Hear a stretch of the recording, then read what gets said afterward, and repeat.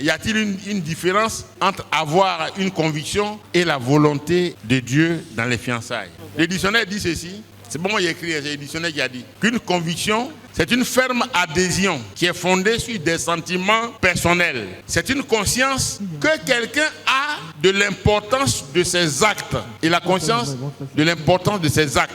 Et ce qui vient maintenant comme le clou de toute la définition, c'est une certitude absolue qui est non accessible à la critique du jugement ou de l'évidence. C'est-à-dire, ce que tu dis là, tu ne veux même pas qu'on critique ça. Tout à l'heure, je disais que notre volonté, de la volonté de Dieu, ce n'est pas notre propre volonté. Or, la conviction là, c'est notre propre volonté. C'est ce que ça veut dire. Et tu ne veux pas, tu veux t'accrocher à ça. Or, le texte nous montre que ta volonté là, ce n'est pas accessible à la critique du jugement. Ce n'est même pas accessible à la critique de l'évidence. C'est-à-dire, c'est tellement évident que c'est mauvais, mais toi, tu n'es pas prêt à ce qu'on critique ça. C'est ça la conviction. Donc, quelqu'un qui vient nous rencontrer, dis moi j'ai la conviction que c'est ça.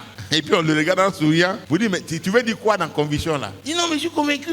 Mais tu es convaincu de quoi? Alors j'ai noté comme ça qu'il y a une très grande différence entre la conviction et la volonté de Dieu. Parce que la conviction est basée donc sur des sentiments qui sont personnels et qui peuvent être charnels, qu'on ne peut pas discuter. Parce que c'est toi qui parles. Alors sur quoi est-ce que repose ta conviction? Ça repose sur quoi? Parce que la volonté de Dieu, nous avons vu que c'est la réponse de Dieu à un chrétien qui veut entrer dans la réalisation de son plan divin pour sa vie sur la terre. La conviction, lorsqu'elle est basée sur la connaissance de la volonté de Dieu, alors cette conviction-là est vérifiable. Alors cette conviction-là est critiquable. N'est-ce pas la Bible qui dit qu'on peut parler en langue, on peut faire des prophéties, mais s'il y a des prophéties, 2 ou 3 parlent et que les autres fassent quoi? Les autres jugent. C'est-à-dire on peut juger une prophétie. Quelqu'un peut raconter n'importe quoi. Comme il y en a qui en racontent tous les jours sur la Côte d'Ivoire. Et puis là on les regarde. Ou bien ils racontent ça sur notre vie. Et puis on les regarde. Mais c'est faux. Parce qu'un faux prophète, un prophète, ce qu'il a dit là, c'est dans le résultat qu'on voit si ce qu'il a dit là, c'est faux ou vrai. Oui. Donc on peut critiquer. Alors ta conviction là, ça repose sur quoi? Si c'est Dieu qui t'a dit, demandez à ceux qui sont venus là nous voir. Des questions simples. Hein. Toi-même là, quand tu es venu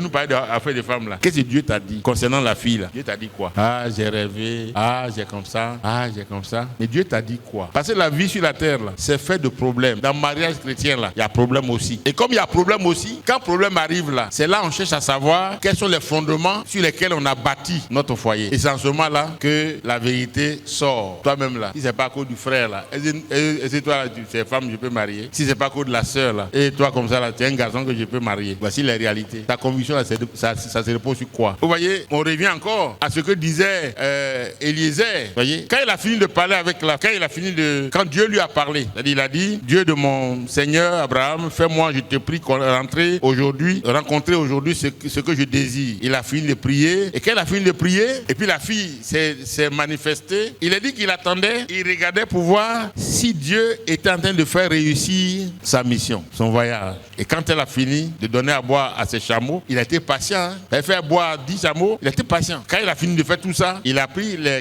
parmi les biens qu'il avait, il a pris quelques bijoux, et puis il lui a donné, et puis il a posé des questions pour savoir si ses parents sont là, s'il y a une maison, tout ça. Il était pressé même pour aller les rencontrer, pour leur dire ce qu'il venait d'expérimenter. Et arrivé là-bas, il a répété exactement ce qui s'est passé. Exactement. Quand il a fini de répéter ça, au verset 50, voici ce que Laban et Bethuel ont dit. C'est de l'Éternel que la chose vient. Nous ne pouvons te parler ni en bien, ni en mal. Ni en mal, ni en bien. Voici Rebecca devant toi. Prends et va. Qu'elle soit la femme du fils de ton Seigneur, comme l'Éternel l'a dit. C'est ce qui est écrit, hein? Comme l'Éternel l'a dit. C'est-à-dire, eux aussi sont convaincus de la direction de Dieu dans la démarche qui a été faite. Quand les parents réagissent, machin, ils ne sont pas d'accord, déjà on croit qu'il y a palabre dedans. Qui est fou, il va laisser sa fille aller tomber dans tes bras. Donc il y a tout ça dedans. Et puis il faut qu'il voit même, est-ce que toi tu es capable de prendre femme là pour marier? C'est pourquoi il traîne.